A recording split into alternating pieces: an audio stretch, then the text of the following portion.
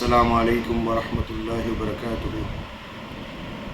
الحمد لله رب العالمين، نحمده ونصلي على رسوله الكريم، أما بعد.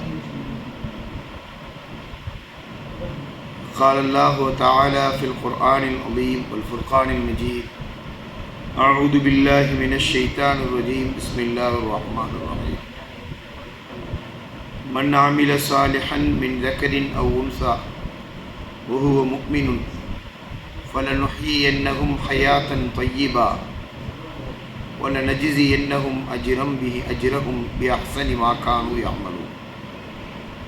قال النبينا صلى الله عليه وسلم: ألا أخبرك بخير ما ينسى المرأة الصالحة. அல்ஹம்துலில்லாஹ். கண்ணியத்திற்குரிய சகோதரிகளே, அல்லாஹ் ரப்புல் இஸ்ஸத்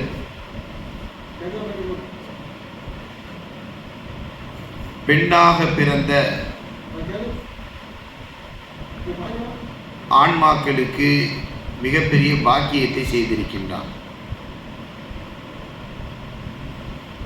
பாருலகிலே ஒரு ஆன்மா பெண்ணாக பிறந்து விட்டதென்றால் ஆண்களுக்கு இல்லாத ஒரு பாக்கியத்தை அல்லாஹ் அவர்களுக்கு கொடுத்திருக்கின்றான். ஆண்களுக்கு இல்லாத ஒரு அந்தஸ்தையும் மேன்மையும் அவர்களுக்கு கொடுத்திருக்கின்றான். ஆனால் இன்று நம்முடைய பார்வை எப்படி இருக்கின்றதென்றால், ஏன் பெண்ணாக பிறந்தேன், பெண்ணாக பிறந்ததினால் எனக்கு என்ன லாபம், பெண்ணாக படைக்கப்பட்ட நான் ஒடுக்கப்படுகின்றேனே, அடக்கப்படுகின்றேனே, எனக்கு எந்த உரிமையும் இல்லையே என்ற நிலையிலே தான் நாம் இருக்கின்றோம். பெண்ணாக பிறந்த ஒரு ஆன்மா எந்த அளவிற்கு பாக்கியங்களை பெறுகின்றதென்றால், முதலாக ஒரு பெண் இந்த உலகத்திலே எவ்வளவு பெரிய பாக்கியத்தை பெறுகின்றாள் என்பதை நாம் பார்ப்போமேயானால், ஆண்களுடைய எல்லா வெற்றிகளுக்கு பின்னாலும் ஒரு பெண் தான் இருப்பாள் என்பதை நாம் நிறைய கேள்விப்படுகின்றோம். எப்படிப்பட்ட பாக்கியங்களை அவர் பெறுகின்றாள் என்றால், அவள் பெறக்கூடிய பாக்கியம் நிறைய இருக்கு. 1 இல்லை 2 இல்லை, நிறைய செய்யலாம், சொல்லிக்கொண்டே செய்யலாம்.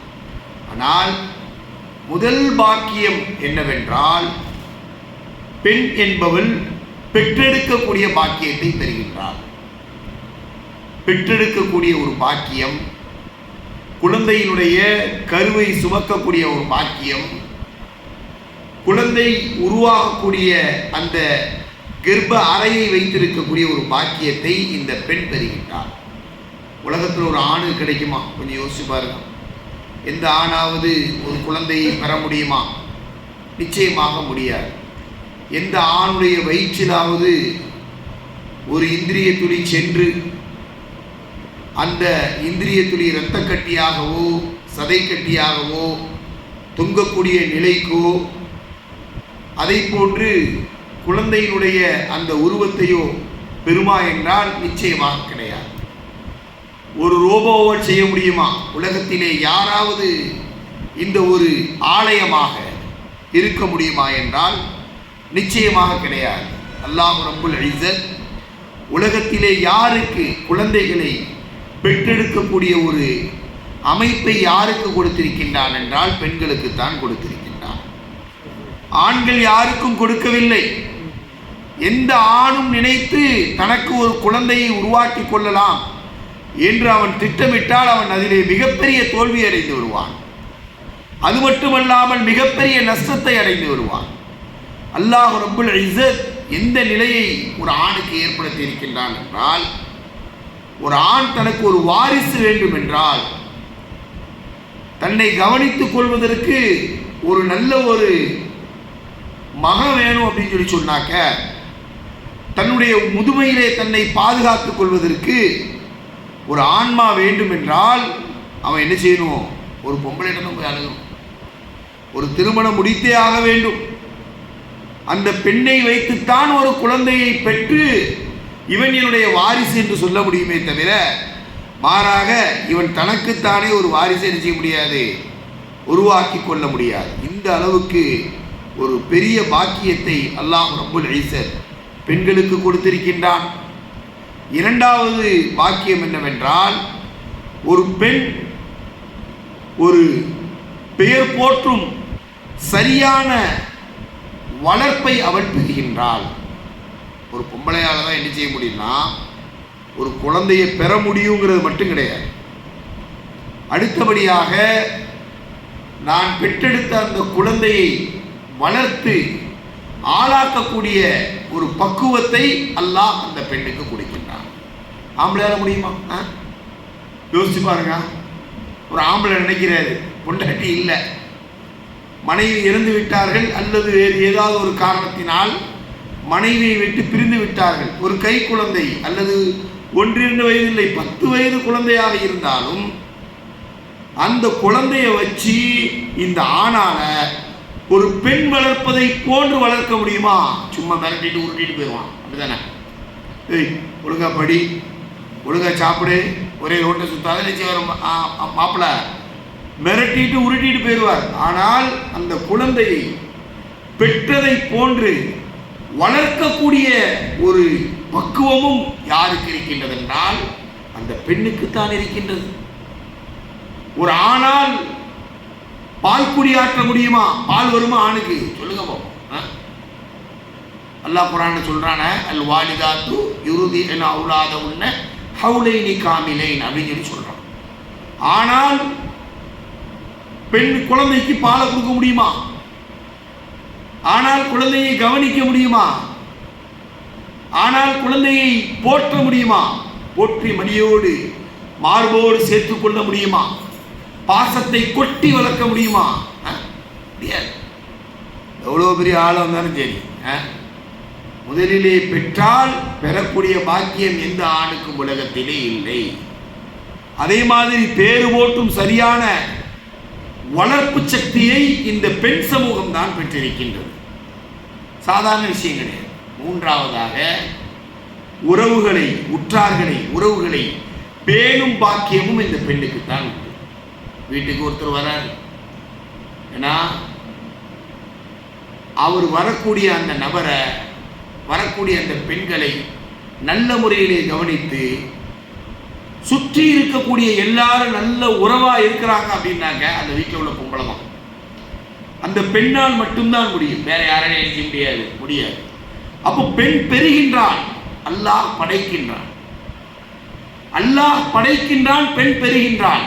அல்லாஹ் ஒரு வேலையை செய்துவிட்டு அடுத்த பெரிய வேலை யாரு கொடுக்குறான்னா பொம்பளைக்கு தான் கொடுக்குறான், ஆம்பளை கொடுக்கல. மாஷா அல்லாஹ், எவ்வளவு பெரிய விஷயம்.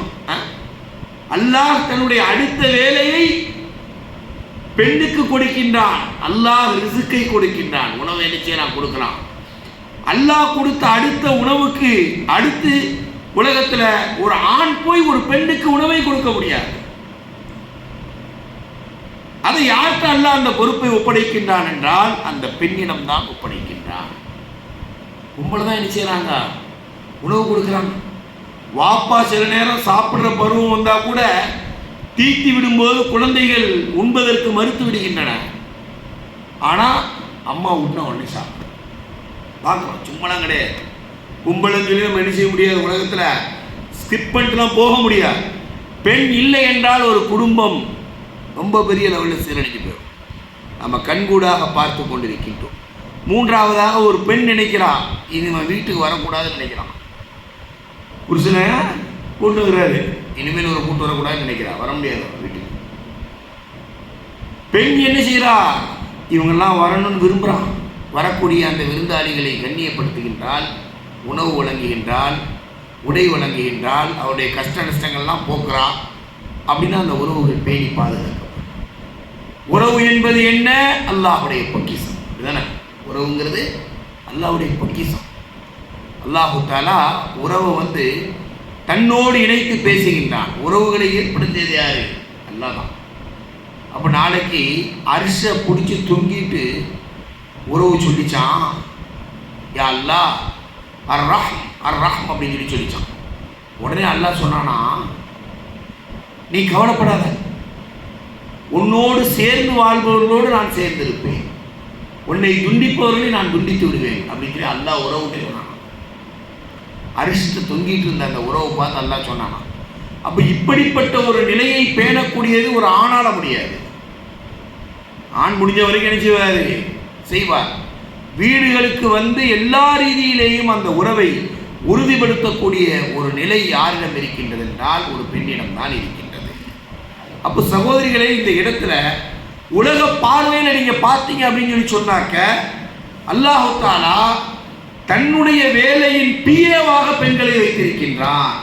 தன்னுடைய வேலையிலே பிஏ, தான் செய்யக்கூடிய வேலையெல்லாம் செஞ்சுட்டு அல்லாஹ் என்ன செய்யறான், பொம்பளைங்களுக்கு ஒரு வேலையை கொடுக்கின்றான். நான் படைத்தேன், நீ பெற்றெடுத்துக்கொள். நான் ரிசுக்களித்தேன், நீ குழந்தைகளுக்கு உணவு வழங்கு. நானே உறவாக இருக்கின்றேன், அந்த உறவுகளை பேணக்கூடிய ஒரு வாய்ப்பை உன்னுடைய நடு வீட்டிலே உன்னிடத்திலே கொடுத்திருக்கின்றேன், அதை பேணிக்க. பெண்கள் என்பது இஸ்லாத்திலே ஒரு அசைக்க முடியாத ஒரு சக்தியாக காட்சியளிப்பதை நாம் பார்க்கின்றோம். ஒன்று, எப்படிப்பட்ட ஒரு பாக்கியம். ஏன் நமக்கு அந்த பாக்கியம் தெரியல? எவ்வளோ பெரிய ஒரு பாக்கியத்தை நம்ம கையில் வச்சிருக்கோம், அவ்வளோ பெரிய பாக்கியம். அடுத்தது இஸ்லாம் வழங்கக்கூடிய பாக்கியம். இஸ்லாம் வழங்கக்கூடிய பாக்கியத்தை நம்ம என்ன செய்யணும் பார்க்கணும். முதல்ல நாம் யோசித்து பார்க்கும்போது இவ்வளோ விஷயம் நமக்கு தெரியுது, அப்படிதானே? அல்லாஹ் ரப்புல் இஸ்ஸத் குர்ஆனிலே இந்த பெண்ணுக்கு என்ன பாக்கியத்தை சொல்லுகின்றான்.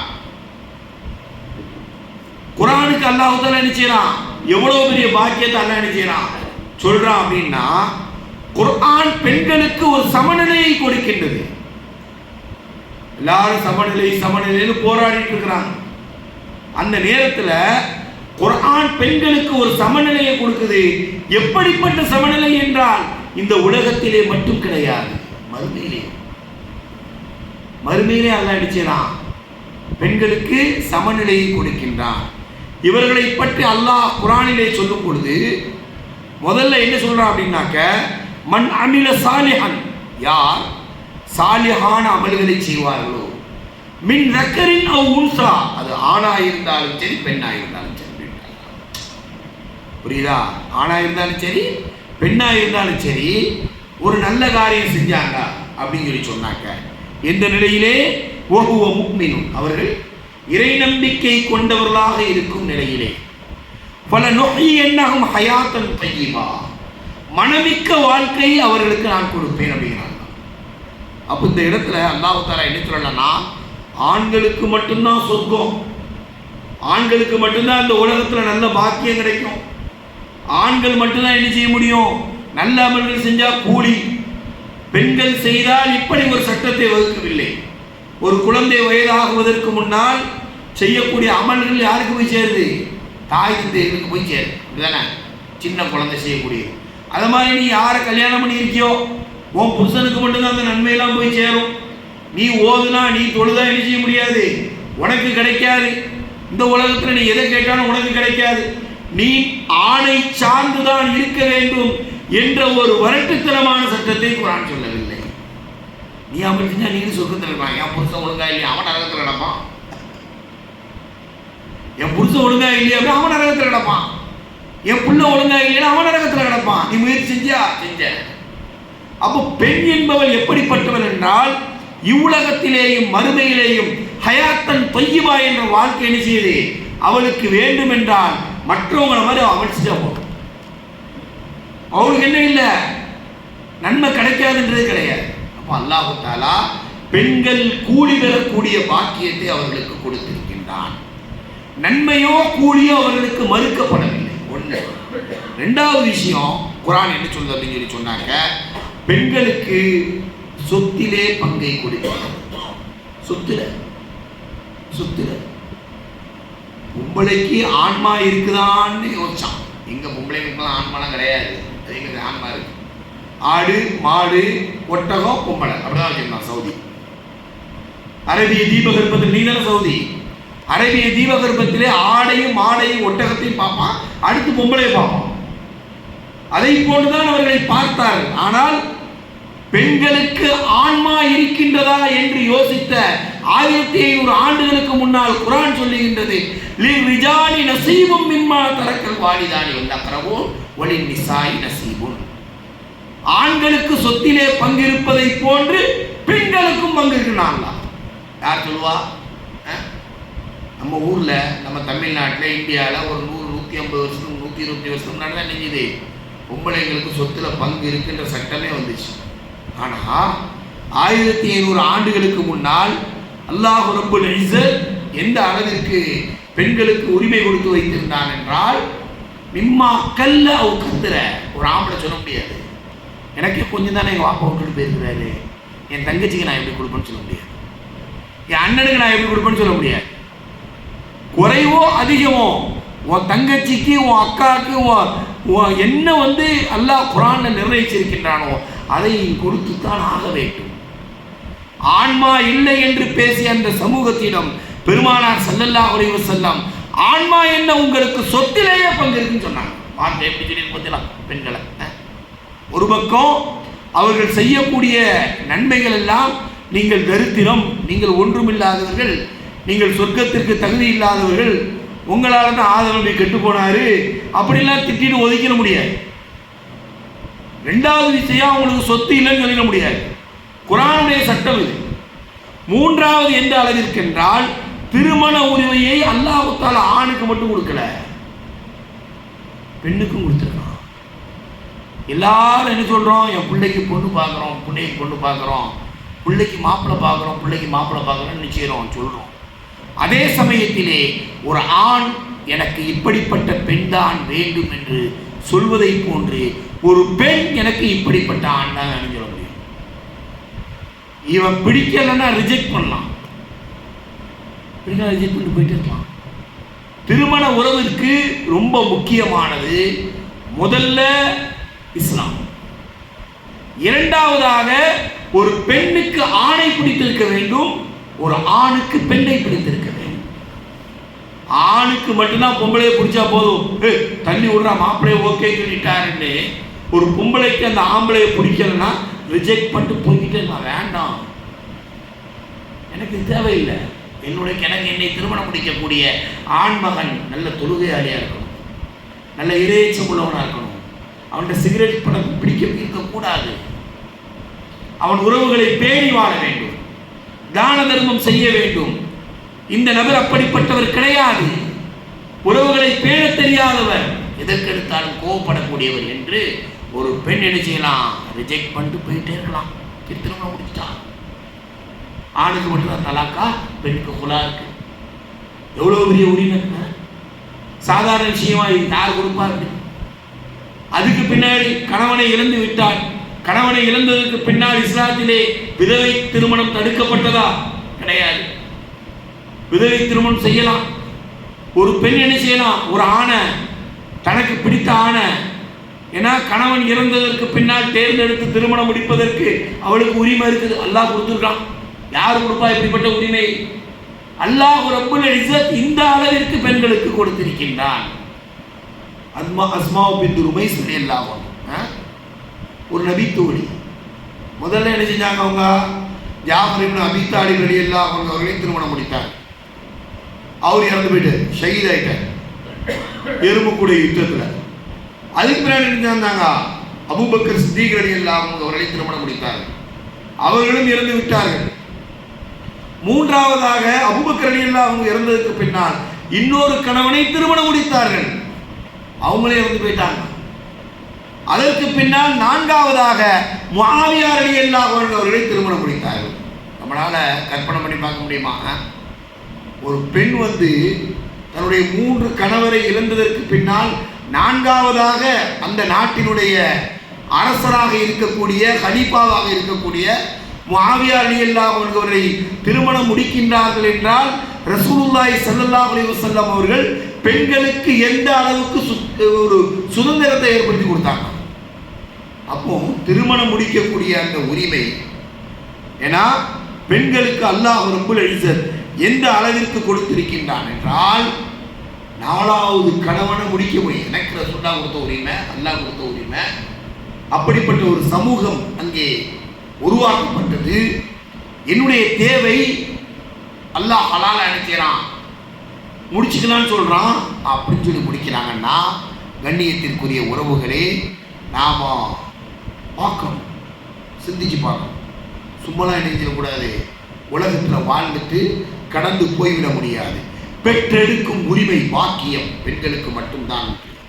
பெயர் போற்றும் பாக்கியம் பெண்களுக்கு மட்டும்தான் உண்டு. உற்றார் உறவுகளை பேணும் பாக்கியம் பெண்களுக்குத்தான் உண்டு. இஸ்லாம் வழங்கக்கூடிய பாக்கியம், நல்ல அமல் செஞ்சா கூலி, சொர்க்கத்தில் பங்கு, திருமணத்தினுடைய உரிமை. இப்படி பேசினா நம்ம என்ன செய்யலாம்? பேசிக்கிட்டே போகலாம். அப்போ ஆண்கள் பாக்கியசாலிகளா, பெண்கள் பாக்கியசாலிகளா? பெரிய பட்டிமன்றம் என்ன செய்யலாம்? நடத்தலாம். அவ்வளவு பாக்கியத்தை அல்லாஹ் ரப்புல் ஆலமீன் செஞ்சிருக்கான், பெண்களுக்கு கொடுத்திருக்கின்றான். பெண்களை ஆண்களை நீங்கள் நிர்வகிங்கள் சொல்றான்.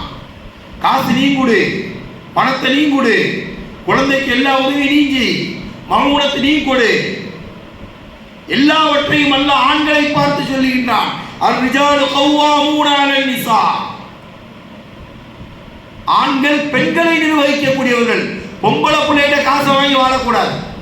என் பொண்டாட்டி சம்பாதிக்கிறா, சேலரி வருது, நான் சும்மா பள்ளியாசல போய் தொழுதுட்டு என்ன செய்யறேன், ராகத்தா உட்கார்ந்துட்டு இருக்கேன்னு ஒரு ஆண் சொல்ல முடியாது. ஒரு பெண் தான் என்ன செய்யணும்? கணவன் வாங்கணும், கொடு அப்படி என்ன செய்யணும்? வாங்கணும். இவ்வளவு விஷயத்தெல்லாம் என்ன செஞ்சிருக்கான்? பெண்களுக்கு கொடுத்திருக்கின்றான். சகோதரிகளே, இவ்வளவும் பெற்று, இவ்வளவு விஷயங்களும் பெற்று இன்று நம்முடைய சமூகத்தை பார்ப்போம் என்றால் ஒழுக்கத்தினுடைய சீரழிவுக்கு விலை போயிட்டு காது கொடுத்து என்ன செய்ய முடியல, நம்மளால கேட்க முடியல. ஒழுக்க சீரழிவு, தவறான தொடர்புகள் இன்னைக்கு பார்க்கிறோம் அப்படின்னு சொல்லி சொன்னாக்க, இன்ஸ்டா, பேஸ்புக் என்ற பெயரிலே நம்முடைய பெண்கள் பாக்கியம் பெற்ற பெண்கள், இஸ்லாத்தால் உயர்த்தி பிடிக்கப்பட்ட பெண்கள், இந்த உலகத்திற்கு நேர்வழி காட்டக்கூடிய இஸ்லாமிய பெண்கள் என்ன செய்கின்றார்கள்? சிந்தி சீரழிந்து நாசமா போய் கிடக்கும்.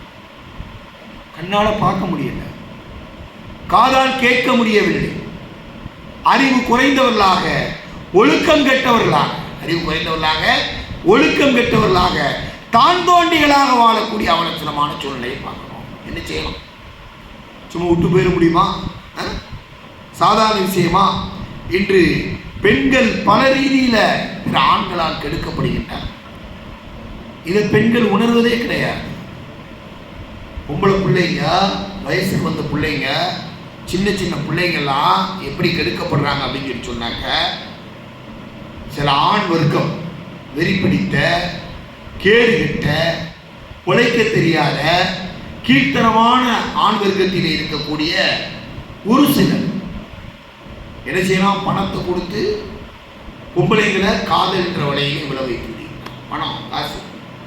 இந்த பிள்ளையும் ஒரு சில பிள்ளைங்களை பார்த்தா, இவன் நிறைய நம்மளுக்கு காசு செலவழிக்கிறானே, ஏன்னா நம்மளை எங்கனாலும் கூட்டு போறானே, நம்மளை பைக்கில் வச்சு சுற்றுறானே, நம்ம கேட்ட ஆடைகளை வாங்கி தருகின்றானே, ஒன்று காசுக்கு ஆசைப்பட்டு, இல்லை என்றால் சுற்றுவதற்கு ஆசைப்பட்டு, இல்லை என்றால் இவன் நம்ம மேலே ரொம்ப இறக்கமா இருக்கானோ, பாசமா இருக்கானோன்னு சொல்லி காசுக்காக கற்பை இழுக்கக்கூடிய அவலட்சணமான சூழ்நிலையை பார்க்கிறோம். பணம். பொம்பளை பிள்ளைங்களுக்கு சொல்லிக் கொள்ளக்கூடிய முக்கியமான விஷயம், அவர்களை பெற்றெடுத்தவர்களுக்கு சொல்லக்கூடிய முதல் விஷயம் என்னவென்றால், இவர்கள் என்ன செய்கின்றார்கள்? பணத்திற்கும் காசிற்கும் அடிமையாகி இவன் நல்லவன் தான் போயிருக்கிறாங்க, விழுத்தலாம். ஆனால் இந்த பணத்துக்கும் இவன் காட்டக்கூடிய இந்த பொய்யான பாசத்திற்கும் பின்னால் இவருடைய கருப்பு பறிக்கப்படுகின்றது என்பதை மறந்துடுறாங்க. மறந்து என்ன செய்யறா? மிகப்பெரிய ஒரு பாக்கியத்தை விட்டு விடுகின்றார். இந்த ஆண் வர்க்கம் செய்யக்கூடிய முதல் வேலை காசு, பணத்தை கொடுப்பான். ரெண்டாவது என்ன செய்வான்? சென்டிமெண்டா பேசுவான். ஐயோ, நான் யார் தெரியுமா, நான் ரொம்ப கஷ்டப்படுறேன், எங்க அப்பா சின்ன பிள்ளையிலே நீங்கிட்டாரு, இறந்து போயிட்டாரு, எங்க அம்மா அப்படி போயிட்டாங்க, இப்படி போயிட்டாங்க, அவங்க உழைப்புல தான் வாழ்றேன் அப்படின்லாம், அவங்க ஓடி போயிட்டாங்க, இப்படி உலகம். சென்டிமெண்டா என்ன பேசணுமோ அது எல்லாத்தையும் என்ன செய்வான்? இவர்கள் வைத்திருக்கக்கூடிய அந்த சமூக வலைத்தளங்கள்ல பதிவிடுவான், சாட் பண்ணுவான். இதை பார்த்தவொன்னு அந்த பொம்பளை பிள்ளைங்க எல்லாத்துலேயுமே இறக்கப்படும். அப்படிதானே? எல்லாத்துலேயுமே பொம்பளை பிள்ளைங்க என்ன செய்வாங்க? இறக்கப்படும். இறக்கப்பட்டு என்ன செய்வாங்க அப்படின்னு சொல்லி சொன்னாக்க, அப்படியா சரி அப்போ நம்ம வேணால் கல்யாணம் பண்ணிக்கலாம். ஆனால் எல்லாமே அவன்கிட்ட இருக்கும். அப்படி இல்லாமல் கூட என்ன செய்வான்? பொய்யாக ஏமாற்றி விடுவான். இந்த ஆண் வர்க்கத்தில் இருக்கக்கூடிய ஒரு சில கீழ்த்தரமானவர்கள் என்ன செய்யறாங்க? சென்டிமெண்டா பேசி செஞ்சிருது, ஏமாத்தி. பெண்கள் இரக்கம் உள்ளவர்கள், ரொம்ப இறக்கப்படுவாங்க. மூன்றாவதாக புகழ்வான். நீ எவ்வளவு அழகா இருக்க தெரியுமா? நீ எப்படி பிரில்லியண்டா படிக்கிறது தெரியுமா? நீ என்ன கியூட் தெரியுமா? ஒன்ன மாதிரி நான் இப்படி சொன்ன உடனே நம்ம பொம்பளைகளுக்கெல்லாம் என்ன செஞ்சிடும்? சின்ன சின்ன பிள்ளைகளுக்கெல்லாம் மனநிலை மோசமான நம்மளை இப்படி புகழ்ந்துட்டான, நம்மளை இப்படி புகழ்ந்துட்டான, நம்ம அவ்வளோ அழகாக இருக்கோம் என்ற ஒரு ஷைத்தானிய ஊசலாட்டங்கள் அவருடைய உள்ளத்தில் வந்த உடனே அந்த தவறான பாதை அங்கிருந்து தான் என்ன செய்யப்படுது? ஆரம்பிக்கப்படுகின்றது. இதை யார் செய்யறா? காம வெறி பிடித்த ஆண் வர்க்கத்தில் இருக்கக்கூடிய ஒரு சிலர், ஆண் வர்க்கத்தில் இருக்கக்கூடிய காம வெறி பிடித்த ஒரு சிலர், அல்லது என்ன செய்வாங்க? இஸ்லாத்திலே இருந்து இந்த பெண்களை வழிதவற வைத்து விட வேண்டும் என்று சொல்லக்கூடிய வழிகேடர்கள் நமக்கு சதிவலை பின்னிக் கொண்டிருக்கின்றார்கள். நமக்கு யாருக்குமே தெரியல, யாருக்குமே தெரியல. நமக்கு எதிராக, முஸ்லிம்களுக்கு எதிராக மிகப்பெரிய சதிவலை பின்னப்படுகிறது. நம்ம ஈமானே பெயரும், நம்பிக்கையே பெயரும். அதற்காக உண்டான நடிப்புகள் என்று அரங்கேற்றப்படுகின்றது. அல்லாஹ் குர்ஆன்ல சொல்றான், முஷ்ரிக்கான ஒரு பெண்ணுக்கு முக்மீனான ஆண் திருமணம் செய்யக்கூடாது. முக்மீனான ஒரு பெண்ணை முஷ்ரிக்கான ஆண் என்ன செய்யக்கூடாது? திருமணம் செய்யக்கூடாது. இவளை ஈமானிலே இருந்து தடப்புரள வைப்பதற்காக மிகப்பெரிய சதி திட்டம் அரங்கேறுகின்றது. பணம் செலவழிக்கப்படுது, காசு செலவழிக்கப்படுது. பெண்கள் முர்த்தத்தாகி கொண்டிருக்கின்றார்கள். பெண்களை கேவலப்படுத்துவதற்கு உண்டான எல்லா வேலையும் அப்படி விட்டு போயிடுவான். 2 வருஷம் 3 வருஷம் 5 வருஷம். இந்த பெண்கள் கெட்ட பழக்கம் என்ன தெரியுமா?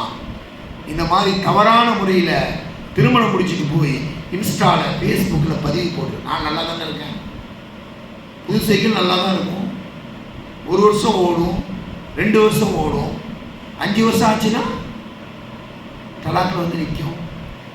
இவ எந்த ஆணை பார்த்து இறக்கப்பட்டு அவனுக்கு பின்னால் போனாலோ, சென்டிமெண்டா என்ன செஞ்சான், பேசி கூட்டு போயிட்டான் இல்லையா, அவனுக்கு பின்னால போனாலோ 5 வருஷம் 6 வருஷம் கழிச்சு ஒரு குழந்தைய கையில வச்சுட்டு இருக்கும் பொழுது இவளை பார்த்து யாருமே வரமாட்டாங்க. இதுதானே சகோதரிகளே? ரொம்ப கவனமான ஒரு விஷயத்தை நான் சொல்லிட்டு இருக்கிறேன்.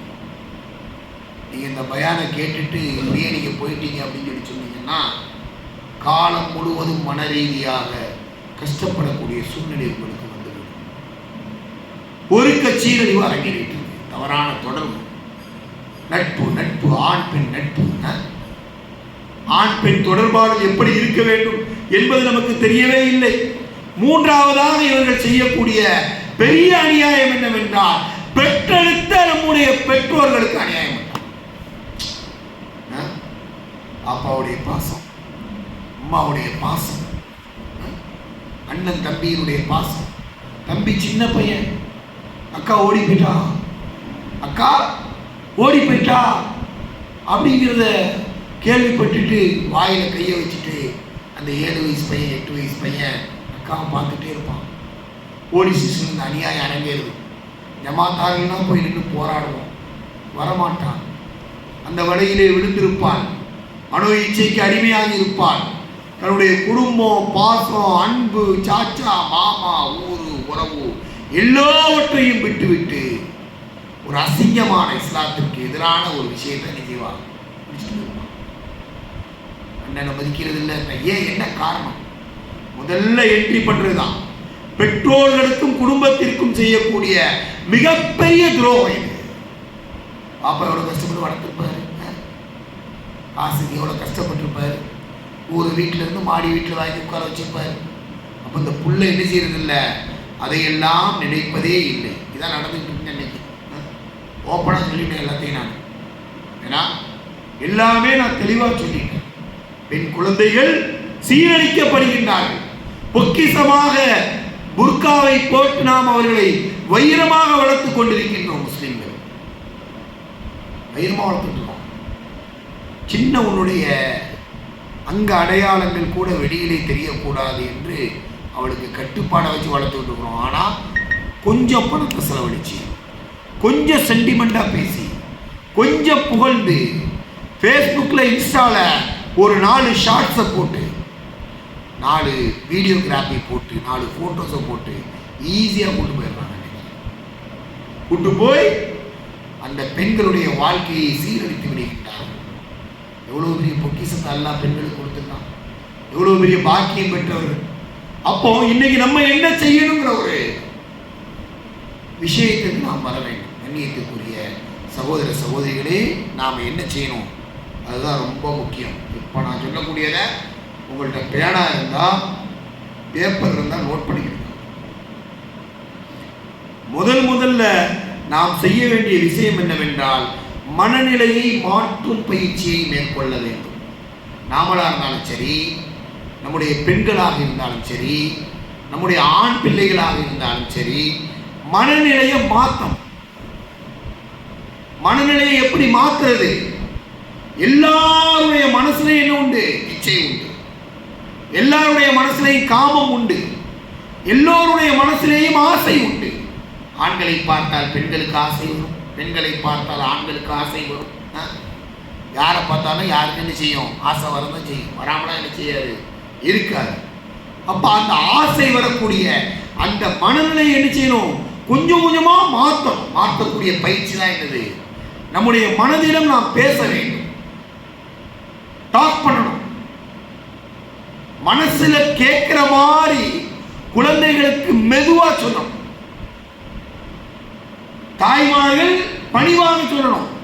வீட்டில் போய் ஓன்னு கத்தக்கூடாது. நீ ஒரே ஒரு பண்ற, நான் பண்றேன், உன்னை கண்ட்ரோல் பண்ண முடியல, நீ எங்க உருப்பட போற, நீ அவங்க கூட பேசக்கூடாது. இதெல்லாம் அவங்களை காப்பாற்றாது. இதுக்கும் வெற்றிக்கும் ஒருபோதும் என்ன இல்லை, சம்பந்தமே கிடையாது. அந்த பெண்களை என்ன செய்யணும் அப்படின்னு சொன்னாங்க, அவங்கள ரொம்ப பக்குவமாக அவங்க காதில் விடணும். காதின் மூலம் மனதிலே விட வேண்டும்.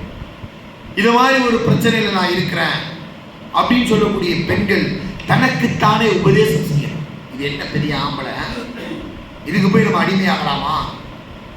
இது நம்முடைய இச்சை அல்லவா? இது நம்ம கட்டுப்படுத்த வேண்டாமா? அப்படின்னு நமக்கு நாமளே சொல்லிக்கிட்டே இருக்கணும். அதற்கு பயன் பண்றாரு, பயனை கேட்கிறோம், அது ஒரு பக்கம். ஏன்னா நமக்கு நாமே சொல்லி சொல்லி தஸ்பீ பண்ணி பண்ணி கொஞ்சம் கொஞ்சமா அந்த மனநிலையை மாத்துறதுல தான் இந்த இச்சை ஒழியும். ஹாய்னு போடுவான், குரானே மறந்துடுறாரு. ஒரு ஆண்மகன் ஹாய் ஐ சைனா 6666 வசனங்களை மறந்து விடுகின்றார். அப்ப அந்த ஹாய்க்கு கொடுக்கக்கூடிய அந்த மனசு என்ன செய்யல? குரானுக்கு வரல. அவ்வளவுதான், வேற ஒன்றும் கிடையாது. மனசு தானே காரணம். அந்த மனசை மாற்றக்கூடிய ரொம்ப முக்கியமான விஷயம் தான் என்ன அப்படின்னு சொல்லி சொன்னாக்க, நமக்கு நாமே உபதேசம் செய்ய வேண்டும். இப்படி இருக்காத, இப்படி செய்யாத, இதை பார்க்காத, ஃபோனில் ரொம்ப நேரம் டைமை கொடுக்காத, உனக்கு மரணம் வந்துவிடும், கபர் இருக்குது, மறுமை இருக்குது, அல்லாஹ் உன்னை சும்மா விட மாட்டான், நரகத்தில் தூக்கி போட்டுருவான் அப்படின்னு சொல்லி என்ன செய்யணும்? நம்மை நாமே அச்சுறுத்தக்கூடிய வார்த்தைகளை சொல்ல வேண்டும். அதை பேசணும். அதை பேசுகிற மாதிரி உங்கள் பிள்ளைங்களுக்கு ட்ரைனிங் கொடுக்கணும். அந்த பிள்ளைங்கள்ட்ட நீங்கள் காதில் போய் பேசணும். குர்ஆனுடைய வசனங்கள் விழ வேண்டும். தஸ்பீஹ் என்ன செய்யணும்? விழணும். முதல் விஷயம் மனநிலையை மாற்றக்கூடிய பயிற்சி. ரெண்டாவது விஷயம் என்னன்னா, குர்ஆன் ஓதணும். வீட்டில் காலையில் எழுந்திரிச்சு யாசின் ஓதணும். குர்ஆனில் ஒரு ஜுஸோ, அரை ஜுஸோ, ஒரு பக்கமோ 2 பக்கமோ ஓதணும். எல்லாரும் குர்ஆனை வீட்டில் வச்சுட்டு இருக்கணும். எல்லாரும் சத்தம் போட்டு ஓதணும். குர்ஆன் ஓத முடியலன்னா குர்ஆனுடைய ரெக்கார்டை போட்டு விடணும். இது எதுவுமே செய்யாம 24 ஹவர்ஸ் நீங்க மொபைலை வச்சுட்டு இருந்தீங்கன்னா நம்முடைய குழந்தைகள் ஓடாமல் என்ன செய்வார்கள்? என்ன பார்க்கறாங்க? ஸ்க்ரோல் பண்ணிக்கிட்டே இருக்காங்க. எவ்வளவு கஷ்டமா இருக்கு தெரியுமா மனசு? என்ன செய்வதென்றே தெரியவில்லை. சமூக சிந்தனை உள்ளவங்களால என்ன செய்ய முடியல? ஒண்ணுமே பண்ண முடியல. ஒவ்வொரு குடும்பமும் முயற்சி பண்ணணும். முதல்ல மன ரீதியான பயிற்சியை கொடுப்பதோடு, இரண்டாவதாக குர்ஆனுடைய தொடர்பு, மூன்றாவதாக நல்ல பயான கேட்கணும். நல்ல பயான், நல்ல உலமாக்கள் எவ்வளோ பேர் என்ன செய்கிறாங்க, யூடியூப்ல பேசுகிறாங்க. அவங்களுடைய பயான் என்ன செய்யணும், கேட்க வைக்கணும். எல்லாரும் உட்கார்ந்து இரவுல உட்கார்ந்து 5 பேர் 10 பேர் குடும்பத்தார்கள்லாம் உட்கார்ந்து சாப்பிட்டதுக்கு பின்னாடி ஒரு 10 நிமிஷம் தரிஜிமா, அப்படி இல்லை என்றால் ஒரு 10 நிமிஷம் ஹதீஸுடைய விஷயங்கள், நல்ல விஷயங்களை ஒருத்தர் வாசிக்கணும், எல்லாரும் கேட்கணும். வாசிச்ச விஷயங்களை டிஸ்கஸ் பண்ணணும்.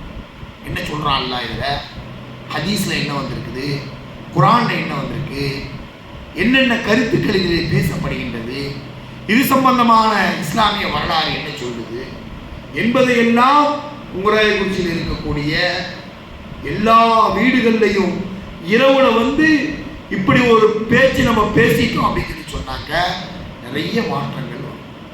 மூன்றாவது இது. நான்காவதாக குடும்பம், குழந்தை. இது ரொம்ப முக்கியம். குடும்பத்தார்கள் குழந்தையை கவனிக்கணும். அதே மாதிரி குடும்பத்தார்களை கவனிக்கணும். என்ன பார்க்குறாங்க, என்ன பேசுகிறாங்க, அந்த குழந்தைகளிடம் பழகக்கூடிய பழக்கத்தை அழகாக வச்சுக்கணும். எதுக்கு எடுத்தாலும் ஒரே அவங்களை விரட்டிக்கிட்டே இருக்கக்கூடாது, வெறுப்பை உமிழக்கூடாது.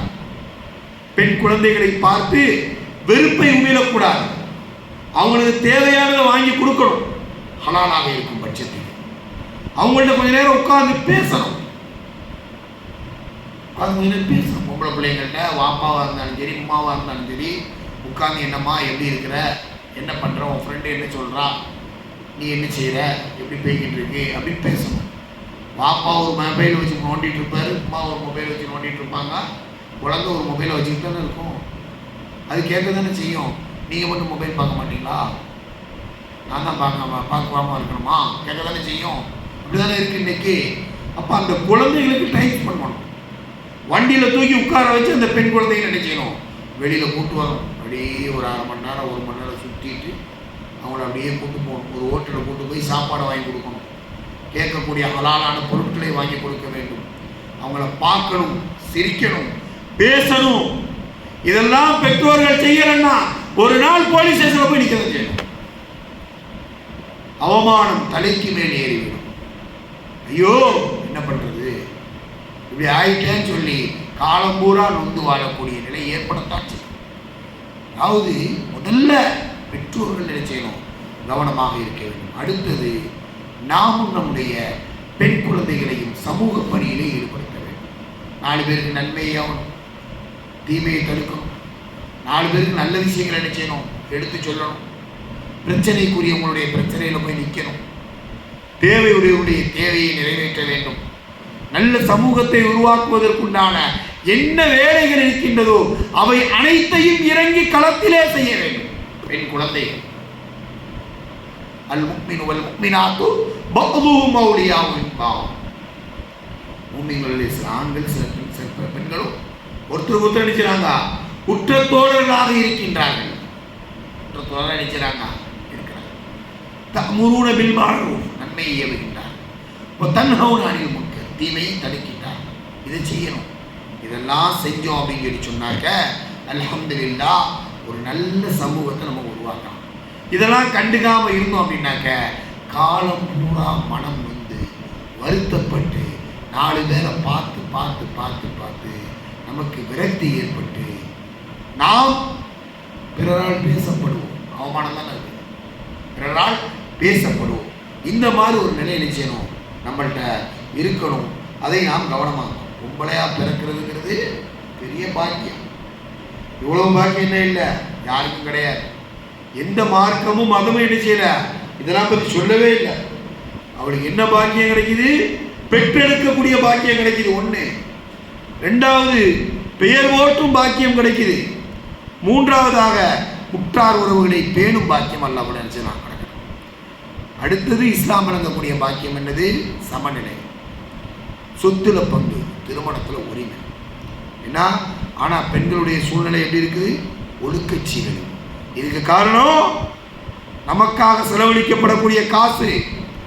பொம்பளைன்றதுனால நினைச்சேனா சென்டிமெண்ட்டாக பேசி ஏமாத்திடுறான். வாய்க்கு வந்ததுன்னா போடுவான், நீங்கள் சூப்பர் மேடம், நீங்கள் அப்படி இப்படி. ஃபேஸ்புக்கில் ஏமாந்து தொலைக்குதுங்க நம்ம பிள்ளைங்கள்லாம். ஒரு லைக்குக்காக வாழ்க்கையை விடுகின்றோம். ஏன்னா அதே மாதிரி பெற்றோருக்கு செய்யக்கூடிய ஒரு பெரிய துரோகம் இதில் அரங்கேறுது. சூழ்ச்சி வலை, நம்மளை இஸ்லாத்திலிருந்தே வெளியில் கொண்டு போகக்கூடிய சூழ்ச்சி வலை என்ன செய்து நடக்குது. சரி, இப்படிங்க நம்மளை காப்பாற்றோன்னா மன ரீதியான பயிற்சி ரொம்ப கவனம். எக்ஸ்ட்ரா தேவைப்படக்கூடியவங்க என்கிட்ட என்ன செய்யுங்க, வாட்ஸ்அப்பை தொடர்பு கொண்டு ஆண்களின் மூலமாக என்ன செய்யுங்க, கேட்டுக்கிடுங்க. என்ன செய்யணும் அப்படிங்கிறது ஆலோசனை கேளுங்க. எப்போனாலும் கேட்கலாம், எத்தனை தடவைனாலும் கேட்கலாம். புரியுதா? குரானுடைய தொடர்பு, நல்ல பயான். ராத்திரி உட்காந்து என்ன செய்யணும், வீட்டில் ஏதாவது ஒரு புக்கை வாசிக்கணும், விடவே கூடாது. அவை இல்லையே இவை இல்லையெல்லாம் பார்க்கக்கூடாது. வீட்டில் 10 பேர் இருக்கலாம், 2 பேர் தான், ஒருத்தர் வாசிக்க ஒருத்தர் கேளுங்க. ஏன்னா அதே மாதிரி குடும்பம், குழந்தைகளை டைம் கொடுக்கணும். குழந்தைகளுக்கு டைம் ஸ்பெண்ட் பண்ணணும். டைம் கொடுக்கலன்னா அவன் வேறு யாருக்காவது டைம் கொடுத்துருவான். பாப்பா அம்மா பெற்றெடுத்த பிள்ளைங்களுக்கு டைம் கொடுக்கலன்னா வேறு யாருக்காவது டைம் பண்ணி செஞ்சுருவாங்க, கொடுத்து விடுவார்கள். அதை போன்று சமூக பணி எல்லாத்துக்கும் நல்ல விஷயம். அல்லாஹ் ரப்புல் இஸ்ஸத் இத்தகைய பாக்கியத்தை உங்களுக்கும் எனக்கும் தருவானாக. வாஹிர் தாவான் அல்ஹம்துலில்லாஹி ரப்பில் ஆலமீன். அஸ்ஸலாமு அலைக்கும் வரஹ்மத்துல்லாஹி வபரகாத்துஹு.